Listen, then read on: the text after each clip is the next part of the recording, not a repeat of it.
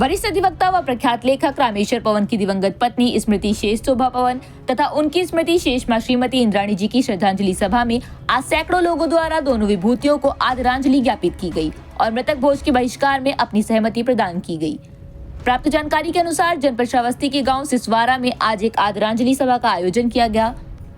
यह आयोजन वरिष्ठ अधिवक्ता और जनवादी एवं ऐतिहासिक साहित्य के लेखक रामेश्वर पवन की पत्नी व माता के निधन के बाद किया गया था। इस अवसर पर बिना किसी कर्मकांड के आदरांजलि सभा का आयोजन किया गया। विधवा व जरूरतमंद महिलाओं को साड़ी भेंट की गई और सभी के लिए शुभकामनाएं दी गई। मुख्य वक्ता व नेशनल जनपद के संपादक नीरज पटेल ने युवाओं से मृतक भोज के बहिष्कार के साथ मृतक परिजनों के लिए आर्थिक सहयोग की अपील की। इस मौके पर राम शिरोमणि वर्मा सांसद, इंद्राणी कराती विधायक, अकेला पूर्व विधायक समेत दर्जनों की संख्या में प्रबुद्ध व आडंबर विरोधी विचारधारा के मानने वाले वरिष्ठ जन उपस्थित रहे। सीतापुर से पहुंचे आलोक वर्मा आजाद व अनुज वर्मा विकल ने भी अपने विचार व्यक्त किए और आदरांजलि ज्ञापित करी। नहीं करेंगे तो आदमी कहेगा हमारे यहाँ तो खा गए थे, अपने यहाँ नहीं खिला रहे हैं। तो मेरा युवाओं से अनुरोध है, बुजुर्गों से नहीं है। वो तो किसी की 5 साल बची होगी, 10 साल बची होगी, 15 साल छोड़ दो। युवाओं से मेरा खास तौर पर अनुरोध है, जो युवा यहाँ है, आपके सामने ये वाली समस्या ना आए तो आप आज से ही प्रण कर लीजिए इस तरह की आदरांजलि सभा से कि हम मृत्यु भोज, जिसको गिद्ध भोज कहा जाता है, ना खाएंगे ना खिलाएंगे। जब आप खाओगे नहीं तो जो व्यवस्था करके रखे हो खिलाएगा। 2 तरीके हैं, क्योंकि यहाँ राजनीति से जुड़े हुए लोग भी बैठे, उनके लिए बहुत सारी मिशन चीजें आसान नहीं होती। फिर भी मैं तारीफ करूंगा इंद्राणी वर्मा जी की कि वो सहमत हुई थी इस बात के लिए कि बेटी और दामाद की शादी अर्जक पद्धति से की जाए। मैंने खुद आके कहा और हजारों लोगों की मौजूदगी में हुई।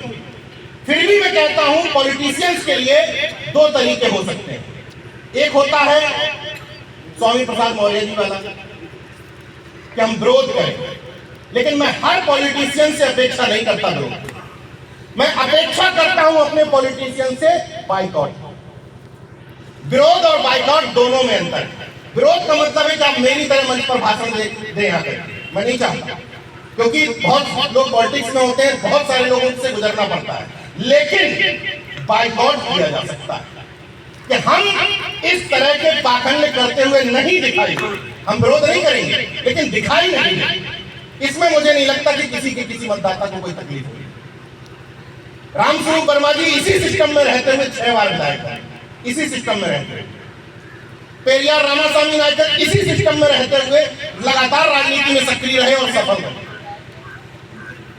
महाराज सिंह भारती इसी सिस्टम में रहते हुए खचाड़ा गाड़ी से चलते हुए एमएलसी भी बने और बाद में मेरठ से सांसद भी बने, इसी सिस्टम में रहते हुए।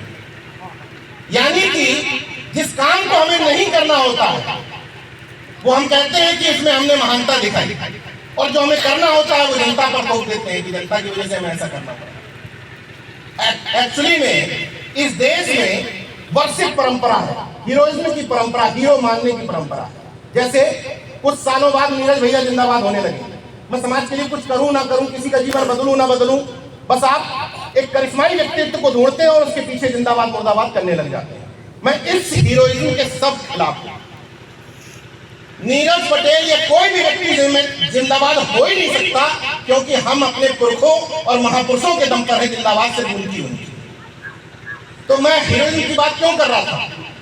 दरअसल समाज में सक्षम और मजबूत लोग जो कर देते हैं वही समाज की परंपरा और परिपाटी बन जाती है।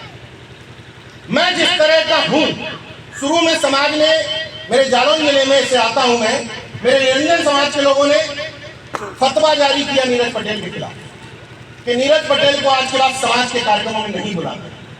लेकिन वही समाज जब आप अपनी जिद पर अड़े रहते हैं कि नहीं मैं ऐसा हूं, ऐसा ही रहूंगा, वही समाज आपको एज इट इज स्वीकार भी कर लेगा, बशर्ते आप अपने अंदर क्लियर हो, कंफ्यूज ना हो।